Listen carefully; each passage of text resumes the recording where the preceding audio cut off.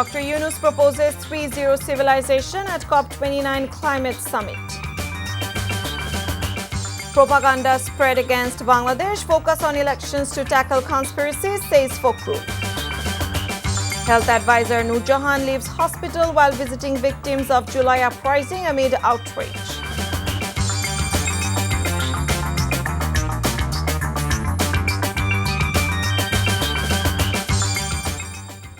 Assalamu alaikum. This is Nusrat Islam welcoming you all to the evening news. You have just had the Crown Cement headlines. Now let's move on to the details. Chief Advisor Dr. Mohammad Yunus has proposed the idea of creating a new world of 3 zeros at the COP29 Climate Summit in Azerbaijan. He addressed world leaders at the summit in Baku on the need to redefine humankind's relationship with the planet.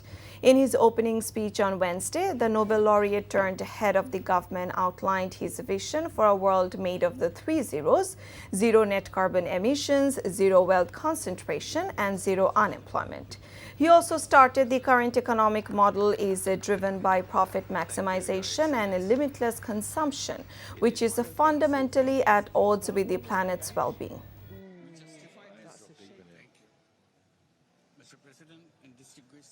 In order to survive, we need to create another civilization, another culture, a counterculture which is based on a different lifestyle. It will be based on zero waste. It will limit consumption to essential needs, leaving no residual waste. This lifestyle will also be based on zero carbon. No fossil fuel, only renewables. This will be an economy based primarily on zero personal profit, or that is on social businesses. This business, social business, is defined as a non-dividend business addressed to solve social and environmental problems. Dr. Yunus has called for the establishment of a South Asia grid to harness and share hydroelectric power generated by Nepal and Bhutan. During a meeting with a social business group on the sidelines of the COP29 climate conference in Baku, Yunus emphasized that the hydroelectric potential of the Himalayan nations remains largely untapped due to the absence of a regional electricity grid connecting Bangladesh, India, Nepal, and Bhutan. Nepalese officials have estimated that their country could generate up to 40,000 megawatt of hydroelectric power, which could help reduce the dependency on fossil fuels in larger countries like India and Bangladesh.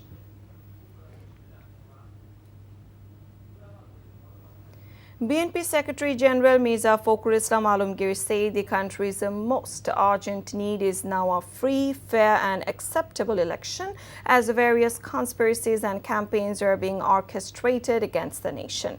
Talking to journalists at his residence in Thakurgaon, the BNP leader said that the proportional representation electoral system is not feasible in the context of Bangladesh. He said they are not concerned about Awami League's participation in the upcoming election. Their worry is about when the next election will be held, as the current interim government has not yet presented any roadmap for the polls, he said. The BNP leader said India, which has provided shelter to Sheikh Hasina, the main architect of fascism, is carrying out various harmful campaigns against Bangladesh.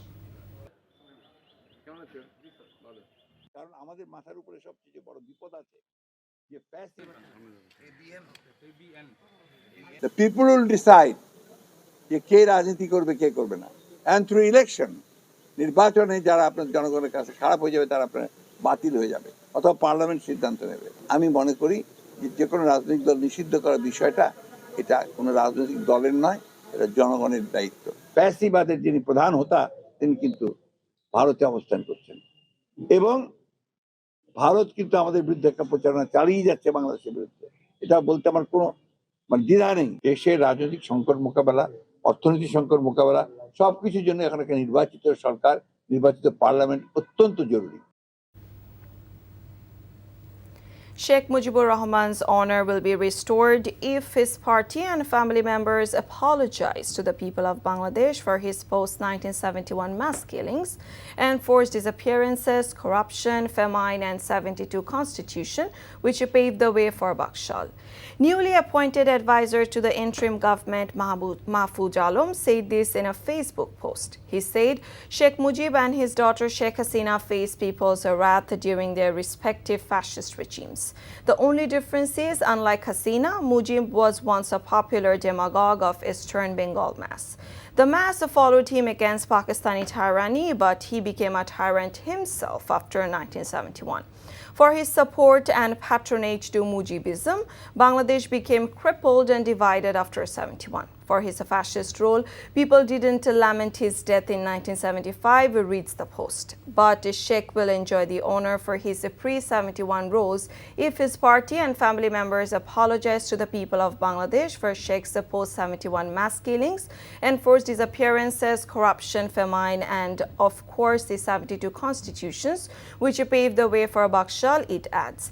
He asserted that Awami League and his family should also recognize, apologize, and face trials for Hasina's fascist regime. They should also abandon the politics of Mujibism and idolization of the Sheikh family, he added.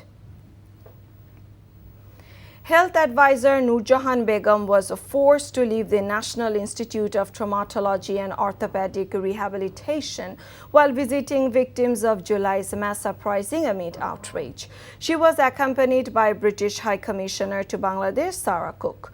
The incident occurred at the institute in Dhaka as Sher-e-Bangla Nagar when the health advisor and the British diplomat arrived to check on those still undergoing treatment from injuries sustained during the July protests. Some of the protesters raised additional complaints criticizing delays in funds from the July Smriti Foundation, which many had relied upon for medical and other assistance. With tensions escalating, both the health advisor and High Commissioner Cook attempted to leave the hospital premises. But the aggrieved patients and their supporters surrounded their vehicle, blocking their departure.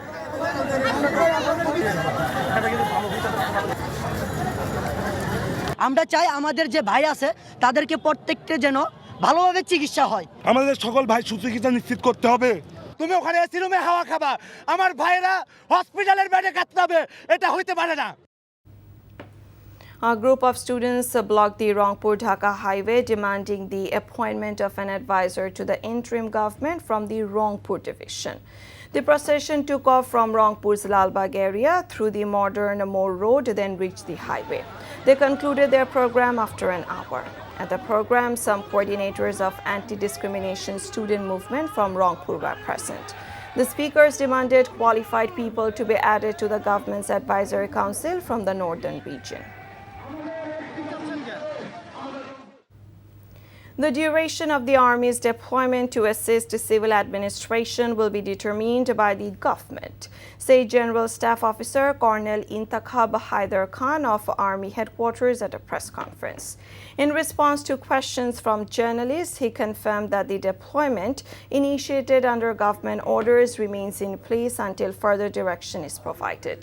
He added that the Army is committed to avoiding human rights violations and has actively worked to prevent incidents that could compromise public safety, which often go unreported. পুলিশের কাছে যে অপরাধের যে data থাকে এটা নিয়ে আমরা একটা কম্পারেটিভ স্টাডিও করেছি এবং সেই স্টাডি অনুযায়ী বর্তমানে মানে সেনাবাহিনী মোতায়েন হওয়ার পরে অথবা ম্যাজিস্ট্রেসি পাওয়ার ক্ষমতা পাওয়ার পরের যে স্ট্যাটিস্টিক্স সেটাতে আগের তুলনায় অপরাধের সংখ্যা কমেছে, নথিভুক্ত রেকর্ডের সংখ্যা কমেছে। তার মানে পরিস্থিতির অবনতি হয়নি। হ্যাঁ, আমাদের হয়তো এক্সপেকটেশন অনুযায়ী উন্নতি হয়নি, এটা অনেকে বলতে পারেন, এবং সেইটা যাতে হয় এখানে আরও অনেকগুলো ফ্যাক্টর আছে। পুলিশ বাহিনী ধীরে ধীরে তাদের কার্যক্ষমতা ফেরত পাচ্ছেন।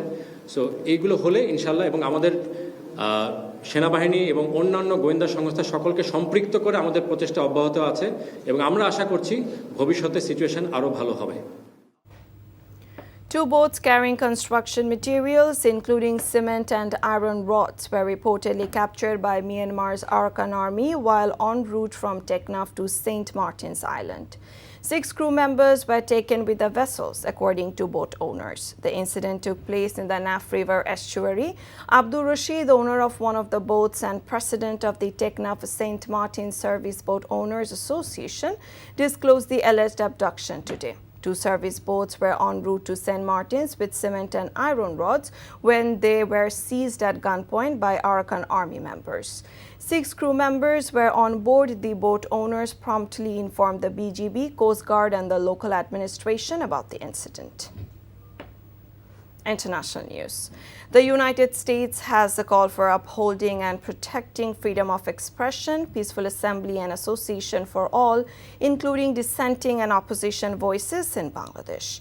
Upholding and protecting these freedoms for all Bangladeshis is necessary to ensure a true democratic future for Bangladesh, said Vedant Patel, Principal Deputy Spokesperson at the U.S. Department of State, during a regular briefing in Washington.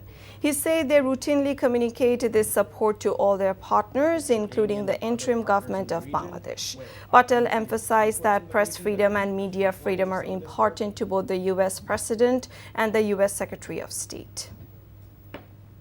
Before ending, let's have a look on the current event headlines once again. Dr. Yunus proposes 3-0 civilization at COP29 Climate Summit. India carrying out harmful campaigns against Bangladesh, focus on elections, says Fokhrul. Health advisor Nur Jahan leaves hospital while visiting victims of July uprising amid outrage. And that's all from the newsroom for now. To know updates, videos of this bulletin, visit our website www.ntvbd.com. Besides, visit our YouTube and verified Facebook page for updates of NTV's all popular programs and bulletins. Our next bulletin, Shonthar Khobor, will be aired in Bangla at 7:30 p.m. Thank you for being with us. Have a good time.